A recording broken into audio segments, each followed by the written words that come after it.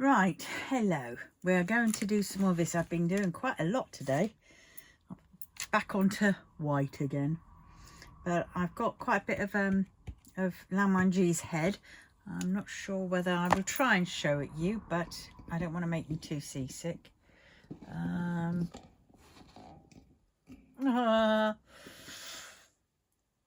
we go. That's his head. So he's coming on. Right, now let's go back to where I was. Right. Try not to make you any more sick than you probably already are feeling. Right, there we go. Now, for this one, because last time I got a bit tired when I was doing it and I went silent quite a lot of time, because I am tired, I'm going to continue doing, I won't be reading it though, but I'll put the link down below of a very, very wonderful person. She is an amazing person. She's real. She's not AI like some of these. It's from an audiobook, but you can. The majority of audiobooks now on YouTube are AI, and they are horrendous. You know, Mo Manor becomes Missouri Manor or whatever, and Ambition becomes Beichen or Beechen. No, Bicon. That's it, Bicon. And it's just wrong. But this lady, woman, girl, she's amazing. So it's just going to be on in the background, and that's it. I don't know. I'll put all the things down below in the description and links to her page, her channel, I mean, and you know, and if you really like this, go along, subscribe to her channel, say hi, and thank her a lot because she's good. Now, she's only got up to chapter 35, but considering she does it all herself, and she does all the, you know, very good accents and very good, you know, she really does, you know, learn how to pronounce the words properly and stuff. You know, it's really cool. So links will be down below. Right, so here we go. It's, oh god, I do apologise. I will obviously cut in every now and then with giggles or thoughts. Right, so take it like a reaction. Okay, so here we go. Luna Minerva. Founder of Demonic Cultivation. An English translation by EE33. Read by Luna Minerva. Prologue. Everyone rejoice! Wei Wuxian is dead! Only a day after the end of the siege of the burial mounds, news of Wei Wuxian's demise had already sprouted wings and flown to every corner of the cultivation world, sweeping the land even faster than the flames of war. For a period afterwards, everyone, from wandering cultivators to those of the mightiest and most prestigious of clans, discussed how the four great houses commanded thousands into the siege. Rejoice, rejoice! Say, which hero dealt the finishing blow to the old master of Yiling? Who else could it be? His brother, Chief Jiang Cheng of the Yunmeng Jiang clan. He and the houses of the other three great clans, the Lanling Jin clan, the Guosu Lan clan, and the Qinghe clan, led the charge. Clan Chief Jiang killed his own brother and destroyed his lair for the good of us all. The burial mounds are gone. Good riddance. Wei Wuxian deserved it. Immediately, someone applauded and shouted. Exactly. He thoroughly deserved it. If the Jiang clan hadn't taken him in and raised him, this Wei Ying would have spent his whole life as a worthless vagrant. What else is there to say? The old Chief Jiang raised him like his own son, yet he betrayed them and made an enemy of everyone. Not only did he humiliate the Jiang clan, he killed nearly all of his clanmates. He's the definition of an ungrateful, treacherous bastard. Not only that, Jiang Cheng tolerated that arrogant, up-jump servant for ages. If it were me, I wouldn't have just stabbed him when he defected. I would have obliterated him and anyone who followed him on the spot. Or else, how would he have had the opportunity to do all those insane, vile things? Even if you grew up with him and loved him like a brother, you can't show people like him any mercy. But that's not what I heard. I thought one of his evil tricks backfired and he was shredded to pieces by those ghosts of his.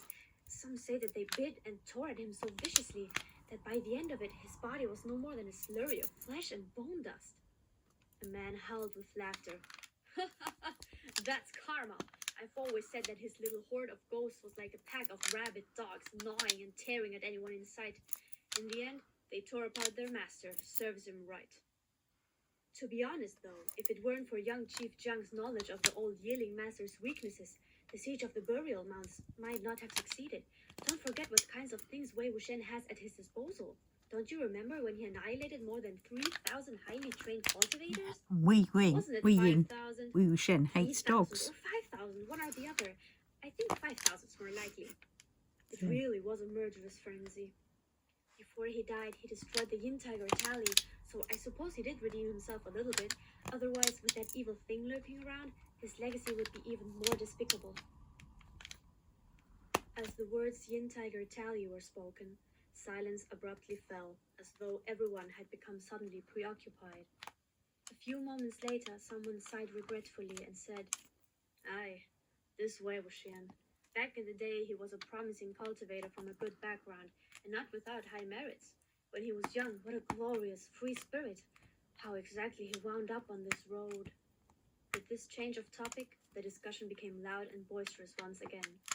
"It just goes to show that cultivators have to stay on the proper path.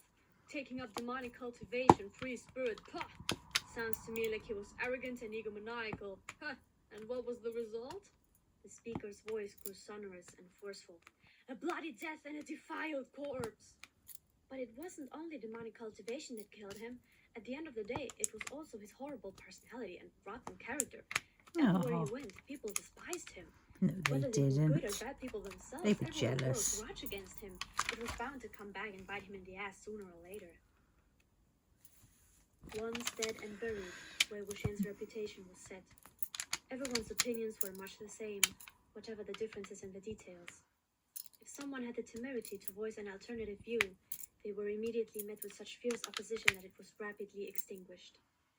But within everyone's hearts, there was one niggling worry they couldn't quite put to bed. Wei Wuxian was supposed to have died at the burial mounds, but since then not a single person had been able to summon him.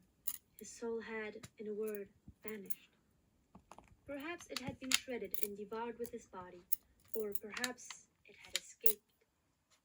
If the first was true, everyone would, of course, be happy and gratified. Yet the old master of Yearling could drown the earth and overturn the heavens, move mountains and drain seas, or at least, so the story said. It would have been nothing to a man like him to resist a mere summons.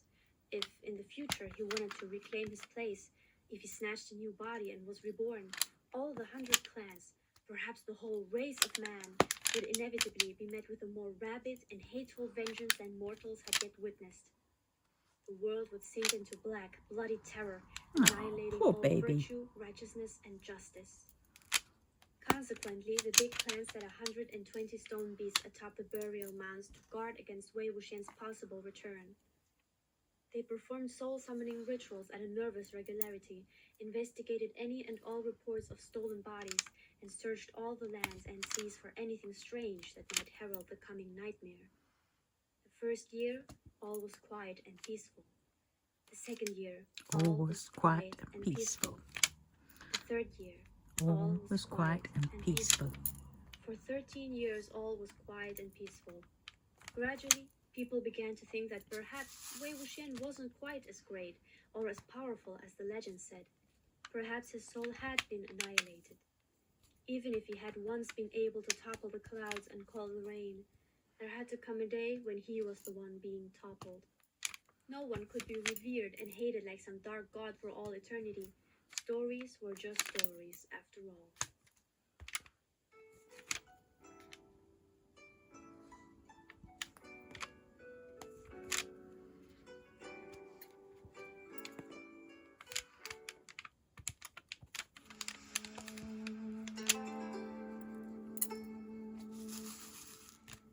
Founder of Demonic Cultivation. An English translation by Fan EE33. Read by Luna Minerva. Chapter 1. Reincarnation, Part 1. Wei Wuxian had barely opened his eyes before a foot flew at him and slammed into his ribcage. A voice thundered in his ear. You think you can't play dead? Whoever it was kicked him and kicked him again until he was nearly bleeding. Flat on his back, his head lolling on the ground, a hazy thought came to him. They've got some nerve to kick me, an old master. Wei Wuxian hadn't heard the voice of a single living soul for who knows how many years, much less a voice so loud and angry it sounded like the wail of a dying hen. Though the room swam and stars danced in front of his eyes, he could vaguely make out the voice's owner, a young man who went back to assaulting Wei Wuxian's ringing ears with his grating cries. Why don't you think about whose house you're living in, whose rice you're eating, whose money you're shitting away? Who cares if I take some of your things? They're all mine anyway.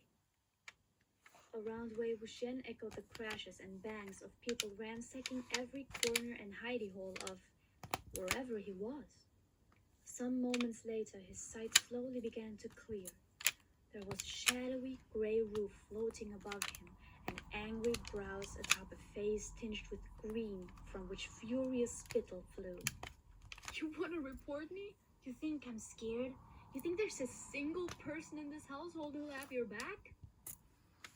Two burly men, probably servants, stepped around Wei Wuxian. Master, we've smashed everything. Already? The young man squawked. This lousy room barely had anything in it in the first place, one of them said. The squawking youth was mostly satisfied with this, so he turned and jabbed his finger so aggressively at Wei Wuxian it nearly went up his nose. Report me if you have the spine. Who are you playing dead for? As if anyone gives a fuck about your scrap metal and bits of paper. I'll smash it all. Let's see what you can drag out to report me with then. You think you're hot shit because you spent a few years on a cultivation clan? You're more like a mangy cur who's been chased away with its tail between its legs. Fatigue cast a pall over Wei Wuxian's thoughts. He had been dead for so many years. He truly hadn't been faking it. Who was this? Where was he? Since when had he ever done any body snatching? The dying hen had kicked him, wrecked the room, and showered him with his fury, and now the youth took his servants and swaggered outside. He shouted an order as he slammed the door. Keep your eyes pinned on him. Don't let him get out and humiliate us. The pair accepted the command in unison. Wei Wuxian waited for all the noise to die down and then tried to get up, but his body refused to obey him, forcing him back down. His only option was to roll onto his stomach and look around the animal den that the small person lived in, all while his head was still spinning and his vision was still a blurry mess. On one side of him, a bronze mirror had been tossed to the ground. Wei Wuxian reached his hand out and dragged it over. A strange and snow-white face appeared on the mirror, cheeks unevenly smeared with red. If he only stuck out a long crimson tongue, he'd look like a living hanged ghost. Not quite able to accept his appearance, he flung the mirror away and rubbed his face, accidentally crossing his hands with white powder. Fortunately, it seemed the body he now occupied wasn't born with his grotesque appearance, and he could blame the products its previous owner piled atop his skin instead. Not only had this fully grown man painted his whole face with rouge, he had done it in this absurdly hideous manner. After recovering from the shock, Wei Wuxian found he had recovered a little strength and could finally sit up. Only then did he notice the crimson circle drawn beneath him. It was a magic circle, hand-drawn, seemingly with blood, still damp and giving off a coppery stench. In the middle, a wild, shaking finger had scrawled a spell. Though Wei Wuxian had unknowingly smudged the runes, the ghastly energy surrounding it was unmistakable. For better or worse, people had treated him as the world's supreme evil for many years now, giving him titles like Grandmaster of Demonic Cultivation. Of course he knew these types of nasty things like the back of his hand. He hadn't stolen someone else's body. Someone had sacrificed theirs to him. In essence, the bodily sacrifice spell was a kind of curse. The casters slashed their own skin with a deadly weapon, used their own blood to sketch the circle and paint the runes, and sat in the center, offering their body to an evil spirit. They paid the earth the price of their soul to summon a being of irredeemable wickedness, and then begged the spirit to take over their flesh and make their dreams reality, the exact opposite of body snatching. Both were notorious and forbidden, but the former had not been met with the same warm reception as the latter. After all, rarely did anyone long for anything so much that they were willing to give up everything for it. Thus, people had done it were few and far between. In the past century, even the stories had died out. There had only been 3 or 4 confirmed cases in the past 100,000 years, according to the ancient records. Each one of these 3 or 4 people's wishes had been the same: revenge. The vicious ghosts they had summoned realized those dreams with cruel and bloody perfection. Wei Wuxian's heart was uneasy. How was he a being of irredeemable wickedness? Sure, his reputation wasn't great, and the circumstances of his death were tragic and miserable. But first of all, he hadn't turned into an evil spirit, and second, he hadn't sought revenge. You could search all of Earth and heaven without finding a single more peaceful, more good-natured ghost. Promise. But the trouble was, bodily sacrifice followed the wishes of the caster. It didn't matter how uneasy Wei Wuxian was, he had already taken over the pro-offered body and therefore tacitly consented to the contract. He had to fulfill the caster's wishes, or else the curse would backfire and annihilate his soul, damning him to eternal oblivion. Wei Wuxian undid the sash of his robes and scrutinized his arm. Indeed, both of his wrists were streaked with angry, bloody gashes, scowling and glowering at him like ragged mouths. Though they had already scabbed over, he had no doubts that these weren't ordinary cuts. They would never heal if he didn't fulfill the wishes of his body's original owner. Moreover, the longer he waited, the worse they would become, and if he pushed the task past due, both his body and his soul would be shredded alive. After repeatedly confirming that he had made no mistake, Wei Wuxian mentally cursed the situation's absurdity and, clinging to the wall, finally forced himself onto his feet. Though the room he found himself in was indeed large, it was sparse and squalid. The cotton blanket covering the bed hadn't been washed or changed in who knew how many weeks, and stunk of mildew. Someone had kicked over the bamboo trash bin lying in the corner, spilling the waste and scrap paper inside all over the dusty floor. Wei Wuxian noticed that some of the papers seemed to be covered in ink marks, so he picked one up, examined it, and found that, indeed, words were crammed into every corner of the page. He busied himself with collecting all the paper he could find. On these sheets, his body's first owner must have vented his misery and dejection. Some of what he had written could only be described as the incoherent cries of a man whose torment so twisted his words that they seeped out of the paper and assaulted the senses. As Wei Wuxian read patiently, page by page, he began to feel more and more unsettled. Though his attempts at organizing what he had read felt akin to groping through darkness, he was able to clear up a few basic facts. First, his body's original owner was named Mo Xuanyue, and this R was called Mo Manor. Mo Xuanyue's grandfather had been the local area's big landlord, but he had had few kinsmen and no sons. Though he worked diligently for many years to produce male progeny, his efforts had resulted only in 2 daughters. The second daughter's name need not be mentioned, as it was the first who became the house's mistress, her husband moving in with the Mo family after they were married. Though second daughter was remarkably beautiful, her birth mother was a household servant, and thus the family put little thought into marrying her off. Anyone would have been fine. Who knew that when she was 16 she would randomly meet a passing leader of some great house and catch his eye? The two turned Mo Manor into their private love nest. A year later, the second Mo daughter gave birth to Mo Xuanyue. Originally, the Mo household had held her and the entire affair in general in great contempt, But in the eyes of ordinary people, the fact that such a grand cultivator had found his way to the Moise family's doorstep and into their home meant that the Moise must have been heaven-blessed.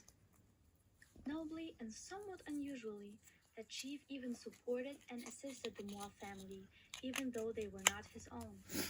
The winds of opinion in the household thus took a sharp turn. Not only had the family prospered through the connection, those around them also envied them to the highest degree. But not long after, that cultivator's unbounded desire longed for fresher meat. Gradually, his visits dwindled. He had eaten at the Moore Manor for less than 2 years before growing bored.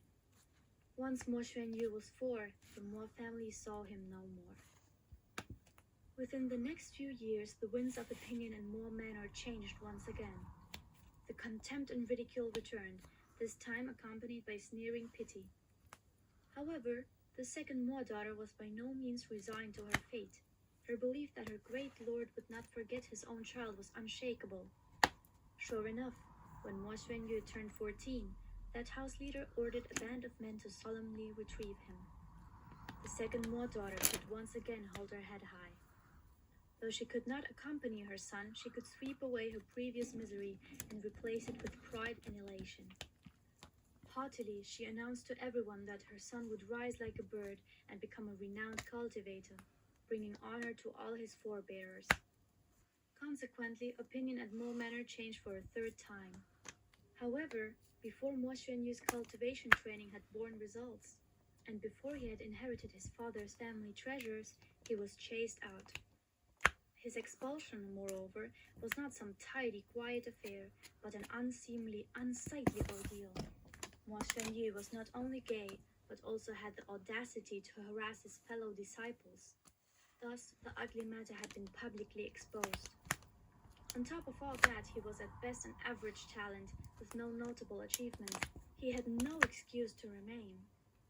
Battered by the blizzard, only to be bitten by frost, Mo Xuanyu did not suffer only this disaster.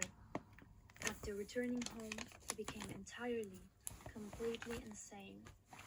Some days were better, some days were worse, but one way or another, his brain seemed to have been scared right out of his ears.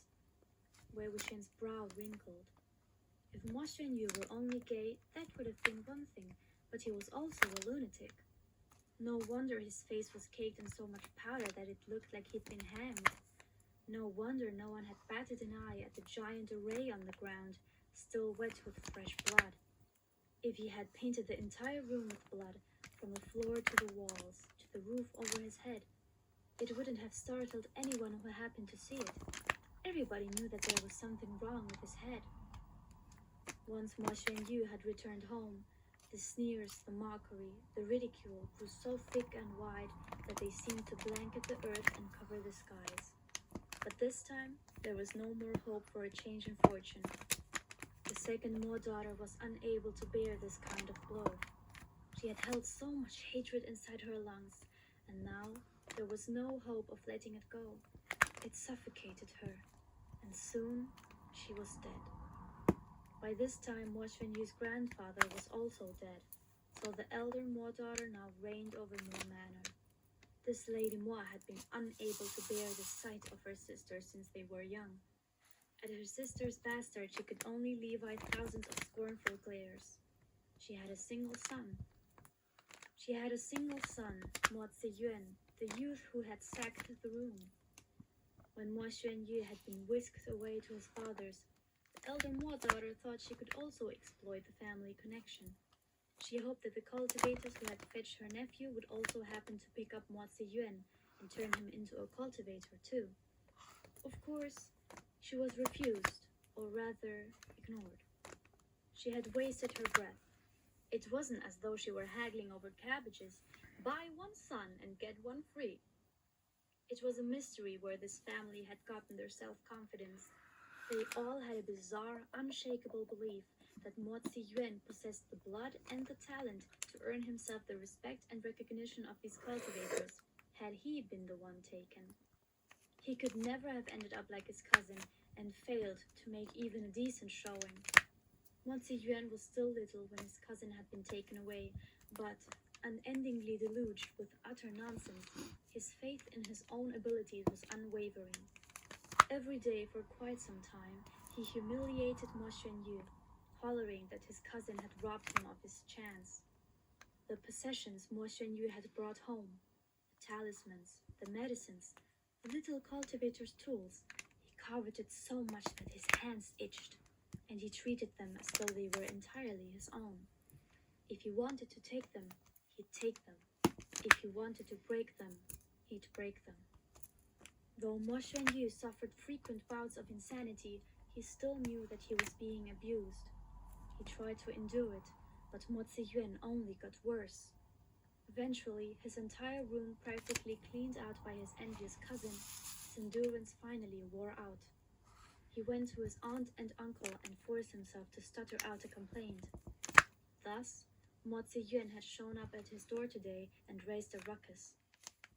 The paper's tiny, densely packed words made Wei Wuxian's eyes hurt, and by then he had no doubts about what kind of shitty, wretched life Mo Xuanyu had lived. No wonder he had no qualms about sacrificing his body to an evil spirit for the sake of revenge. Once Wei Wuxian's eyes stopped aching, his head started aching instead. In principle, as the evil spirit that Mo Xuanyu summoned, he should have been able to hear the exact wishes the miserable man had buried in his heart. But this forbidden technique that Mo Xuanyu had secretly stolen from somewhere might have had incomplete instructions. He might have skipped a step. Wei Wuxian could easily guess that he wanted some sort of revenge on the Mo family, but exactly what kind of revenge? How severe? Did he only want his things back? Did he want them beaten or exterminated? Most likely he wanted them exterminated. After all, Wei Wuxian had done his time in the world of cultivation, and thus should have been aware of how Wei Wuxian was most often described. Ungrateful, deranged. Was there anyone Mo Xuanyu could have chosen more likely to be called a vicious fiend? If he had the nerve to pick Wei Wuxian, he could not possibly have a dream so tame and mild. Thus, Wei Wuxian had no choice but to sigh. You found the wrong guy.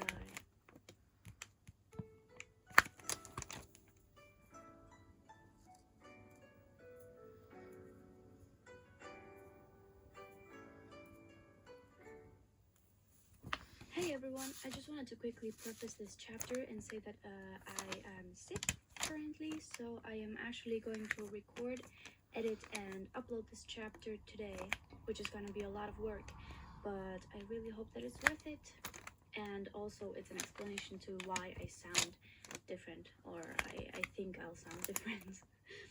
By the way, check out this crazy illustration made by Jotun and Hime on Instagram. I really hope that I pronounced that right. Now, without further ado, I present to you Luna Minerva. The Founder of Demonic Cultivation. An English translation by Fan EE33. Read by Luna Minerva.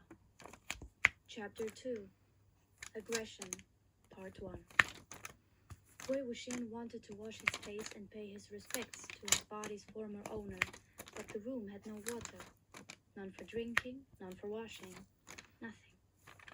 The single bowl, he guessed, was meant for bodily wastes, and thus could not be used for his purposes.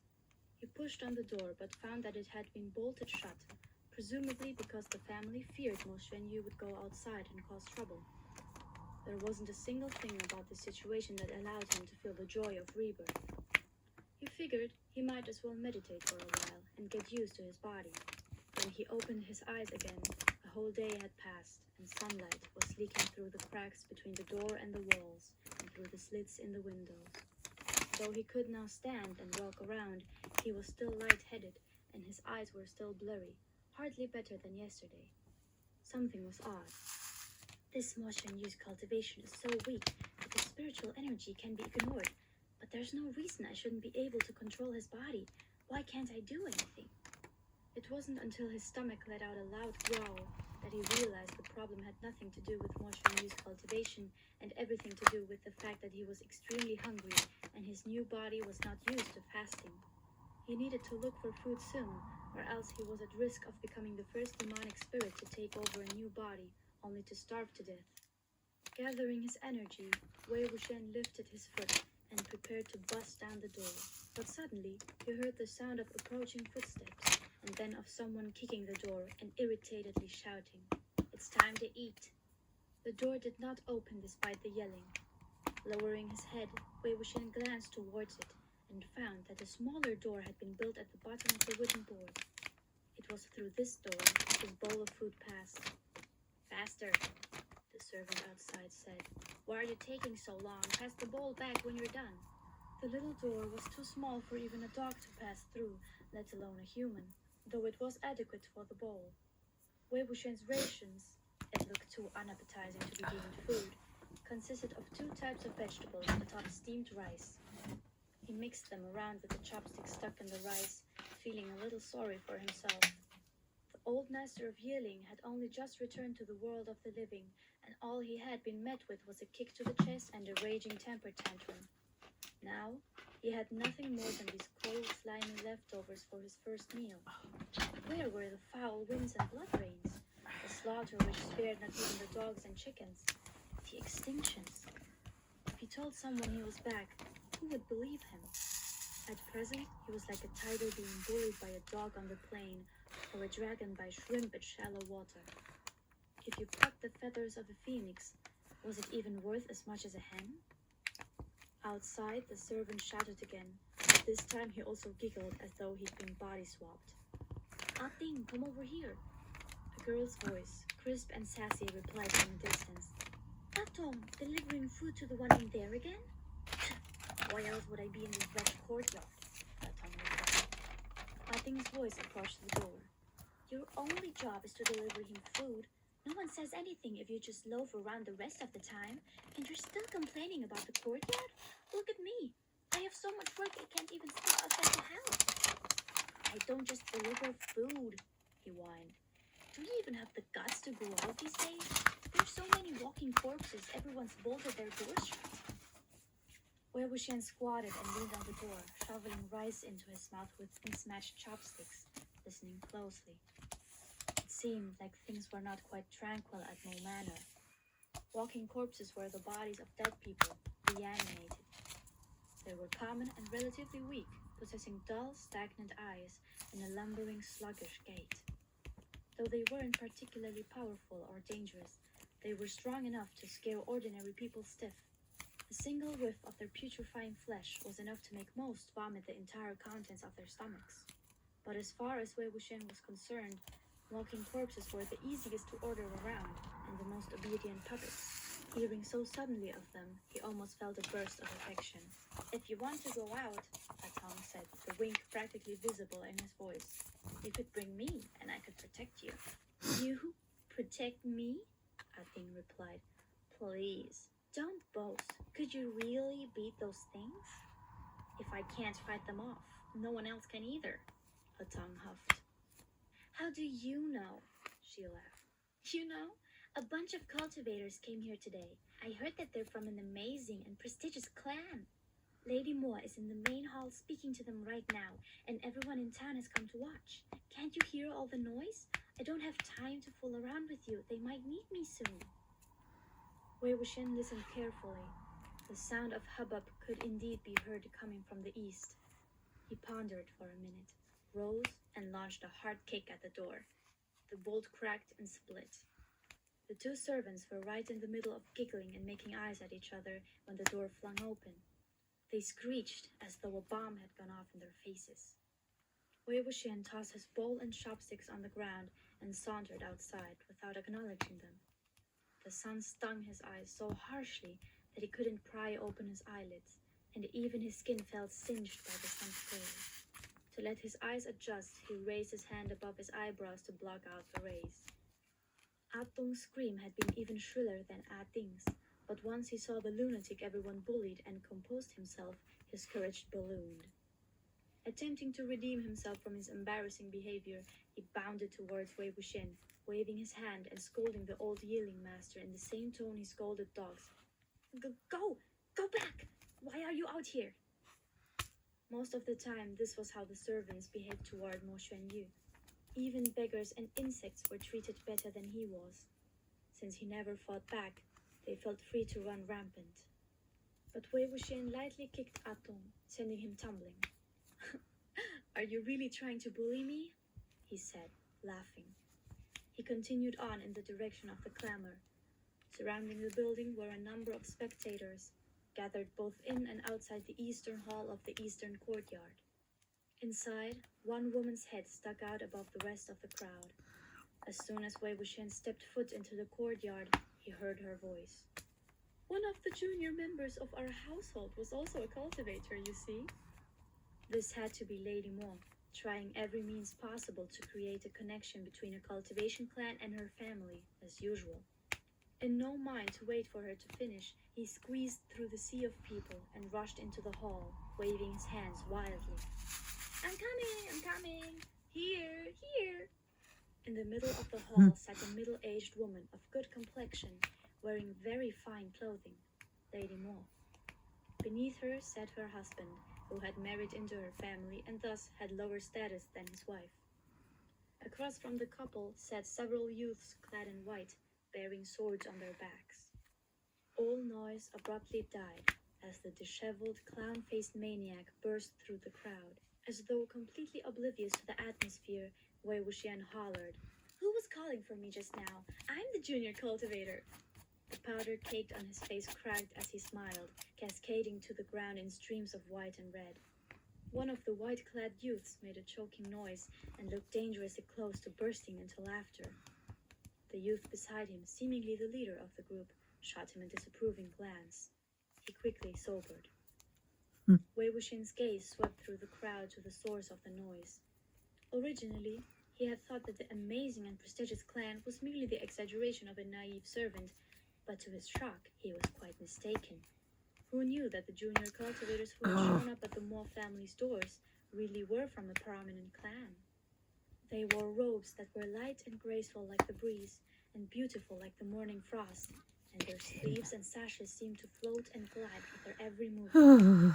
Their bearing was refined and upright, and their countenance pleasing to the eye. A single glance was enough to know that they were from the Kusu Lan clan. Some were even juniors of House Lan itself. They bore around their foreheads their house's characteristic white ribbons, as wide as a finger and embroidered with cirrus clouds. The Kusu Lan clan's motto was righteousness. The forehead ribbon signified self-rule, and cirrus clouds were its house emblem. The clan's guest cultivators, or others from outside the family, could not wear them. Just looking at members of the House Lan made Wei Wuxian's teeth ache. In his past life, he had often called the Lan clan uniforms morning clothes. He could never mistake them. Lady Mo had not seen her nephew for a long time, and took a very long time to recover from the shock of seeing him now. Once she recognized who the man wearing the thick, gaudy, hideous makeup was, rage flared in her heart. But in the present circumstances, she couldn't lash out.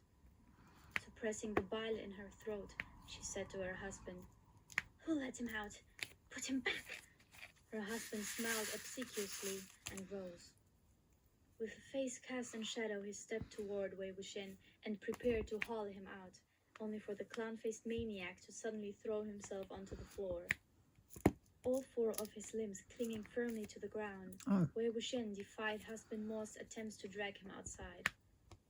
Even when several servants were called over to help, he still refused to budge. The family would have long started to beat him if it weren't for the presence of guests. Lady Mo's expression grew more sour and angry every moment, while husband Mo's face was covered in a sticky layer of sweat. "You stupid lunatic!" he roared. "If you don't leave this instant, I will deal with you, and it will be ugly." While everyone knew that the Mo family had a young master who had been driven mad, Mo Xuanyu had been hidden away in his dark room for many years now, too frightened to stick his head out for fear of encountering another living soul. To see him in public, both looking and acting like some kind of ghost or demon, whispers immediately began to swirl around both the hall and the courtyard. This was the show everyone wanted to see. "If you want me to go, that's fine," Wei Wuxian said before pointing at Mo Ziyuan. but tell him to give back the things he stole first. Mo Ziyuan would never in a million years have suspected that this lunatic could have so much nerve. It was only yesterday he had taught his cousin a lesson, yet today that sad sack still had the guts to show his face here? "Stop talking nonsense," he said, his complexion turning red, then white, then red again. "Since when have I stolen anything? Why would I need to steal from you?" "That's right," Wei Wuxian said. "You didn't steal from me. You robbed me." This time Lady Mo realized what was occurring. Mo Xuanyu had come prepared. He wasn't insane. His mind was clear as could be, and he was here for one purpose: to humiliate them. Unable to hold it in any longer, she burst into stunned fury. "You intentionally came here to cause trouble, didn't you?" "He stole my things," Wei Wuxian replied. "I'm here to ask for them back. That still counts as causing trouble?" Before Lady Mo could answer, Mo Ziyuan, too anxious to control himself, lifted his foot and prepared to launch a kick at his cousin. But one of the sword-bearing, white-clad youths made a slight motion with his finger, sending him off balance and his foot flying towards empty space. While he tumbled to the ground, Wei Wuxian rolled over as though his cousin's kick had connected. He tore open the front of his robe, revealing the foot-shaped bruise in the exact center of his chest, planted by Mo Ziyuan in yesterday's assault. The villagers salivated as they observed the drama, excited beyond measure.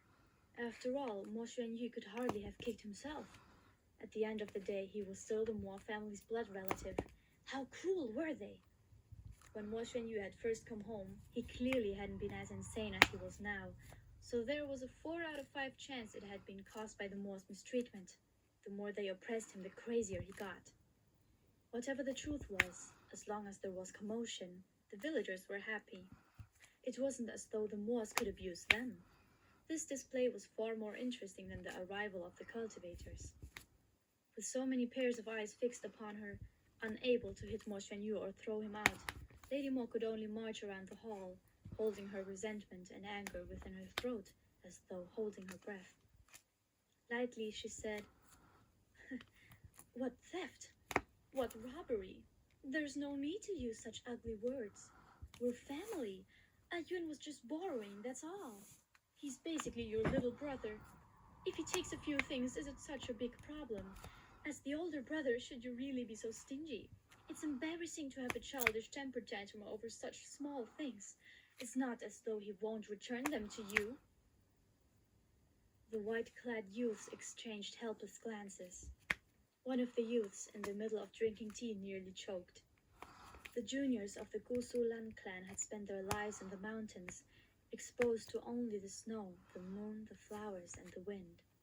They had probably never seen this kind of farce or heard this type of wisdom. Unfortunately, it seemed that they would grow a little more worldly today. Laughing hysterically inside, Wei Wuxian stuck his hand out and said, "Then, return my things to me." Of course, Mo Ziyuan wouldn't have been able to return Mo Xuanyu's things even if he had wanted to. He had long since thrown them away or taken them apart. "Mom!" he cried. His face was now a shade somewhere between gray and green, and his expression clearly said, "You're just letting this person humiliate me?" Lady Mo glowered at her son, beseeching him to not make an even bigger scene. But no one anticipated what Wei Wuxian said next. "To be completely honest, he not only shouldn't have stolen my things, he really shouldn't have stolen them in the middle of the night. Everyone knows that I like men. Even I know it looks suspicious for him to sneak into my room so late, but he doesn't even know how to be embarrassed." The shock left Lady Mo gasping for breath. "How dare you say those things, especially in front of the villagers?" she shrieked. "Don't you feel ashamed? Ayuan is your cousin." When it came to wild, outrageous behavior, Wei Wuxian was the best of the best. In his previous life, there were certain limits on how far he could take this misbehavior without bringing shame upon his house teachings. But today, he was supposed to be a lunatic anyway. Who cared about pride and reputation? The more outrageous he acted, the better. Whatever he wanted to do, he'd do it. "He knows he's my cousin, but he still doesn't try to avoid suspicion. Exactly who's the one who should be ashamed? If he doesn't care about his reputation, fine. But don't soil my innocence. I still want to find a good man someday. Mo Ziyuan howled. He picked up a chair and swung it violently. To avoid the explosion of temper, Wei Wuxian rolled away, scrambled up, and hid. The chair struck the floor, splintering and sending chunks of wood ricocheting skywards. The rows and rows of spectators inside and outside the Eastern Hall, who had been delighting in the disastrous spectacle of the Mo family's utter humiliation, scattered like birds when the smashing started, afraid of falling victim to misaimed strikes and flying debris. Wei Wuxian scrambled towards the Lan juniors, who watched the scene in a daze. He ducked behind them and noisily said, "You saw it, right? Right? Not only does he steal, he beats people. What a cruel, heartless person!" Mo Ziyuan chased after Wei Wuxian for another swing, but was blocked by the Lan group's leader. "Young master, please, let's resolve this using words." Observing that the youth was attempting to protect the lunatic and afraid of the consequences of angering his clan, Lady Mo plastered on a fake smile. "This is my younger sister's son. He has some problems, up there. Everyone in this household knows that he's insane. If he says some odd things, you shouldn't take him seriously. Cultivators, please don't." Before she could finish, Wei Wuxian popped his head out from behind the youth's back. "Who says not to take my word seriously? If anyone dares to steal my things from now on, just try me. Steal from me and I'll chop your arm off." Though Mo Ziyuan was now held down by his father, as soon as he heard those words, his rage flared up again, and he was in danger of breaking free. Like a fish leaping out of the water, Wei Wuxian jumped out, then swam again through the exit. The youth, now blocking the door, decided that changing the topic was perhaps the best course of action. He put on a solemn face. So tonight we will borrow your western courtyard. As I said previously, please remember to close your doors and windows tightly, and not to come outside after dusk, especially near the courtyard. You must obey our instructions for everyone's safety." Lady Mo was shaking with apoplexy, but as she couldn't push the youth out of the way and chase after her nephew, she could only say, "Fine, sorry to trouble you with this matter." "Mom," Mo Ziyuan said in disbelief, "that lunatic slandered and humiliated me in front of everyone, and you're just letting him go? You said that he was nothing more than a..." Lady Mo inhaled sharply. "Shut up. If you have something to say, you can hold it for later." Mo Ziyuan had never been forced to live through this kind of ordeal, or face this kind of disgrace. He especially had never been so harshly reprimanded by his mother. Heart burning with hatred and rage, he roared, "That lunatic is dead tonight!" After Wei Wuxian had finished being insane and exited the hall, he took a stroll around the surrounding village, leaving an innumerable quantity of stunned passers-by in his wake.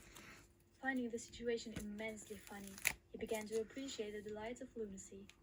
He even started to approve of his hanged ghost makeup and was somewhat reluctant to part with it. "There's no water, so I can't wash it off anyway," he thought to himself. He fixed his hair and glanced at his wrists, but his injuries showed no signs of improvement, or even change. In other words, embarrassing the Moors, a light, petty revenge, was nowhere near enough. Did Mo Xuanyi really want him to slaughter his entire family? To be honest, it wasn't as though it was difficult. Wei Wuxian pondered this question while walking back to the house. He pranced by the western courtyard and saw some Lan juniors standing atop the roofs and walls, discussing something with very serious looks on their faces. He pranced back to them, raised his head, and gazed at them, a strange mix of feelings in his heart. Even though the Gusu Lan clan was a major participant in the siege of, well, him, these juniors hadn't been born yet when that had happened, or they had only been a few years old. It had nothing to do with him. As he continued observing the preparations for the night, he suddenly realized that something seemed odd. Why did the black flags fluttering in the wind atop the roofs and walls look so familiar? The black flags were a type of flag called a yin summoning flag. If stuck on a living person, it attracted all the dark spirits, vengeful ghosts, fierce corpses, and evil demons within a certain radius, and caused them to attack only the flag bearer. Because the flag bearer acted as living bait, effectively drawing a big target on themselves, flag was also called a target flag. They could also be stuck on buildings, but the buildings were required to have living people in them, and everyone inside was susceptible to being attacked.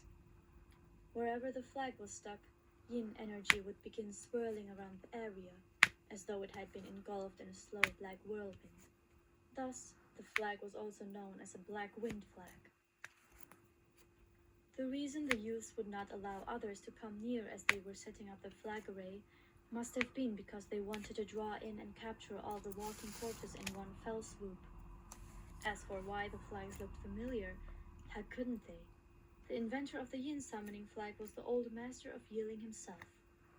It seemed that though all the cultivation houses had furiously called for his head, they had no qualms about using the things he'd invented. One of the juniors standing atop nearby eaves spotted Wei Wuxian. "You should go back. This isn't somewhere you should be," he said. Though he was trying to get rid of Wei Wuxian, the youth had good intentions and spoke in a tone entirely unlike the tone the servants had taken earlier. But Wei Wuxian, who had other plans, hopped up and plucked one of the flags, catching the youth off guard. That junior jumped off the wall and darted after him, still slightly in shock. "Don't mess around! These things shouldn't be played with!" Wei Wuxian, face smeared with powder, hair flying everywhere, hands and feet dancing with glee, looked, of course, completely insane. As he ran, he shouted, No take backsies. I want one. It's mine." In 2 steps, the junior caught up and pulled on Wei Wuxian's arm. "Are you going to give it back? If you don't, I'll hit you." Wei Wuxian had the flag so tightly no one could have pried it from his cold, dead hands. Alarmed by what was passing, the leader of the Lan Juniors, originally busy with overseeing the construction of a flag formation, floated down from the eaves. He approached them. "Jingyi, it's all right. Please just get it back from him nicely. There's no need to quarrel." "It's not like I actually hit him, Sijue," Lan Jingyi said. "Just look at him. He ruined our flag formation." Making good use of the 2 Lan's brief lapse of attention, Wei Wuxian had already finished inspecting the yin summoning flag in his hands. The marks were drawn correctly, and no words were missing from the spell. In short, there was nothing wrong with it, and it would function correctly when used.